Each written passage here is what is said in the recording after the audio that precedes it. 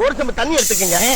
அத தோசைக்கல்ல ஊத்தி அதுக்குன்னு வழக்கமா ஒரு விளக்கமா வச்சிருப்பீங்கல்ல, ஆமாங்க, அத அடிப்பக்கமா திருப்பி சரிங்க, வரட்டு வரட்டு வரட்டுன்னு ஒரு 4 இழுப்பு இழுத்து சரிங்க, நல்லா கழுவி விட்டுருங்க. சரிங்க. ஒரு கிண்ண நிறைய மாவு எடுத்து பெரிய ரவுண்டாவும் இல்லாம சின்ன ரவுண்டாவும் இல்லாம சரிங்க, பொதுவா ஒரு ரவுண்ட ஊத்தி 4-5 வெங்காயத்தை போட்டு அள்ளி பொடி பொடி பொடியா நறுக்கி அப்படியே மேலாப்ல பரபர தூவி விட்டு, சரிங்க, 16 கரண்டி நெய் எடுத்து, சரிங்க, அதுல 6 கரண்டி நெய்ய உள் சைடு அப்படியே லேசா விளாவி விட்டு, சரிங்க, 10 கரண்டி நெய்ய தோசைக்கு வெளி சைடு அப்படியே மேலாப்ல விளாவி விட்டு, சரிங்க, இட்லி பொடி இருக்கு பாத்தீங்களா, அத அப்படியே அள்ளி மலை சாரல் மாதிரி அதை மேலாப்ல பரபர அப்படியே பேய விட்டு, சரிங்க, பொத்துனாப்ல அப்படி ஒரு பரட்டு இப்படி ஒரு பரட்டு அப்படி பரட்டி விட்டு அப்படியே ரெட்டி கலர்ல முருக விட்டு அழகா மடிச்சு கம்ம ஒரு ஊத்தப்பத்தை எடுத்துட்டு வாங்க. சரிங்க.